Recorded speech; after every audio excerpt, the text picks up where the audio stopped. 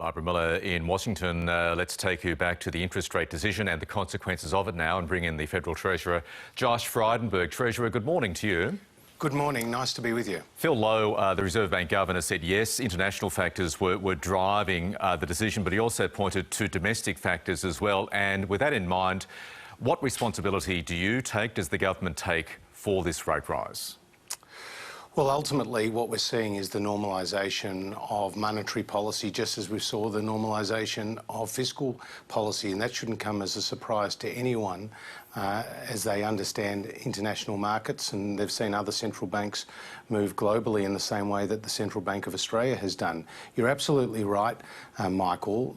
The Reserve Bank did say that the main drivers of yesterday's rate rise were international global factors, and particularly what that means is that the COVID pandemic has led to supply-side disruptions, which have increased freight costs by up to fivefold.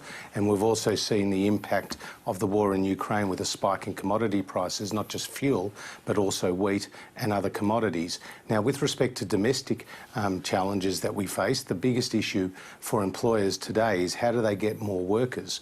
And that is one of the challenges that we're seeking to meet with more than $3.5 billion set aside in the budget to create 800,000 new training places. What we're seeking to do is make it easier for workers to move between states to take jobs.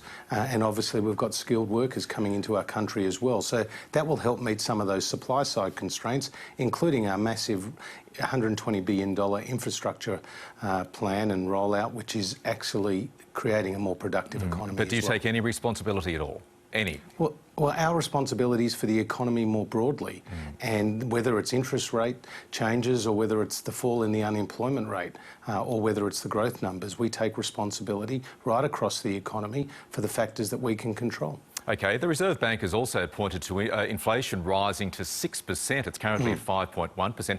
How did your government, how did Treasury get it so horribly wrong in forecasting where cost of living pressures are actually going in this country around the kitchen table?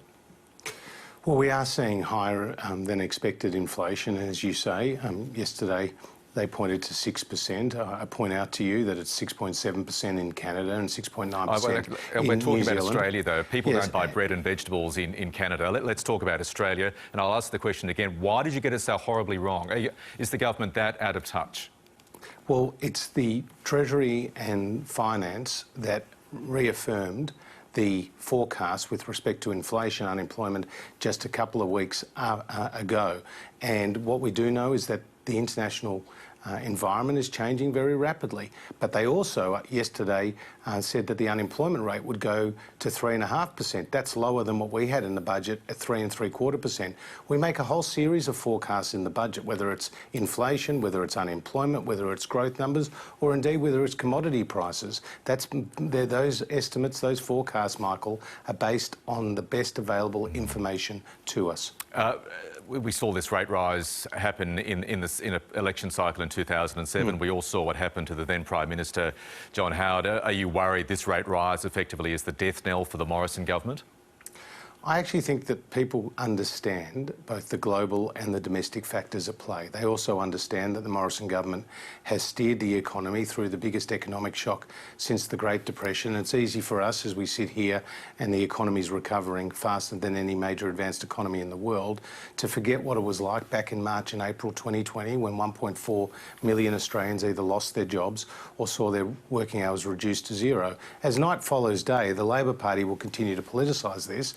They were criticising us when interest rates went down. Now they're criticising us when interest rates go up. And yesterday Moody's came out publicly and said it was completely incorrect for the Labor Party to politicise the interest rate movement yesterday because it was simply reflecting an economy that was normalising. And that's the key point for people to understand. OK, let's go to the battlefield seat of Kooyong. Monique Ryan, the independent candidate for Kooyong, says her 87-year-old mother-in-law is receiving, in her words, unwanted and distressing phone calls from strangers after you mentioned her mother-in-law in your campaign launch over the weekend. Do you owe Monique Ryan's mother-in-law, indeed Monique Ryan, an apology for bringing her family into the political campaign?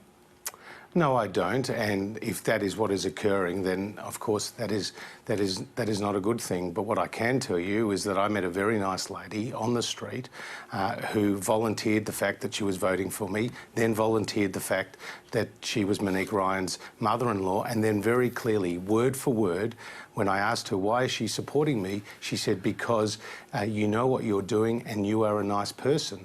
Now, it's been subsequently told to me by numerous people that she's had exactly the same conversation with them. In fact, she said that if I'm successful in the election, she'll have them over for champagne. Now, that's what she's telling people. But should you have brought her into the campaign? Isn't there this unwritten rule that all's fair in love and war between the candidates, but leave the families out of the campaign? Well, I note that Monique Ryan and Ted Bayou's son have been front and centre trying to promote him against his father when he wrote an article explaining why he was supporting me and obviously why he was supporting the Liberal Party. So I think people should be very careful here when they start throwing stones. Right. What, is that a threat? No, I think people will weigh up all those sort of claims and counterclaims and actually look at who's trying to politicise whom. OK, so you have absolutely no regrets about bringing this 87-year-old woman, the mother-in-law of Monique Ryan, into your campaign? I have absolutely no regrets about telling the truth of a conversation, word for word, what was relayed to me on the street. And dare I say it, that has been relayed to many people in the community, not just myself. OK, when's the Prime Minister joining you on the hustings in Kooyong? Well, he already has. As you know, we went to a religious service at a local synagogue, and no doubt he has many competing requests on his time. It's a pretty right key seat. I'm sure he does, and I know he does. And you know full well, yours is a very key seat. You are a potential future Liberal Party leader and Prime Minister if the government's re-elected. Why won't the Prime Minister campaign with you, go to local shops in the suburbs of Kew and Camberwell, side by side with you and speak to voters? Well, Michael, thanks for that vote of confidence, but I think I'm the best advocate for myself in my local area. What are you afraid of? Why are you scared to bring the Prime Minister into Kooyong? I'd put it to you to the contrary. I'd say to you, I am the best person to sell the government's message, to meet my own local constituents and to be out there campaigning myself, as I have been doing for the last 3 years in my local area. I have to say I've never taken my local area for granted. It's been a privilege to represent them for the last 12 years. I've fought hard for local infrastructure projects. I've fought hard for local community organisations. I've fought hard to support our 55 schools. Why won't you get the Prime Minister to say just that on your behalf? He is, of course, the leader of the country, the leader of your party, in those suburbs in Kooyong. Well, there's 151 seats in the country, and he's already been to my seat, and I can tell you... But that wasn't, it was a visit, as you say, quite rightly, to celebrate Passover. It wasn't a full campaign stop in terms of going to shops and speaking to voters on the street. Can I just tell you once again, I think I'm the best advocate for myself and for the Liberal Party in my own seat. I'm looking forward to debating Monique Ryan. In fact, I would like to have debated her as well in another Channel studio, but she refused to do so. She's a former long-standing member of the Labor Party. She sought to conceal it. She won't tell our local community how she will vote on the other side of election in the event of a hung parliament. I think that people of Kooyong deserve a bit better. We're just about out of time, but integrity is one of the key platforms that Monique Ryan is campaigning on. Do you agree with the Prime Minister that the New South Wales ICAC is a kangaroo court? Well, again, he will explain his comments. What I would say is that Do you agree with the Prime Minister that the ICAC in New South Wales is a kangaroo court, yes or no? Well, no, I would put it to you like this, Michael. I think that the ICAC has produced results where good people have left office without convictions being made and without, huge amounts of evidence. Would you use the words kangaroo court to describe that body? I would use different words, and what I would say... So are you worried that the Prime Minister, are you angry with the Prime Minister for using those words? Because integrity, a stronger anti-corruption body, is a key issue in your seat, as you well know. Look, we'll all use our own words to explain our own positions. What I can tell you is that I support a Commonwealth Integrity Commission. We have a model for doing so. It's got a public sector division. It's got a law enforcement division. I put more than $100 million in the budget towards its establishment. It would have greater powers than a Royal Commission, and I would welcome one. But it's got to be the right model. and it's not going to, in terms of having people proven guilty before, you know, when they're not. Okay, Josh Frydenberg, thank you for your time this morning. Thank you. Still ahead on the program this morning, George Michael's final creative project.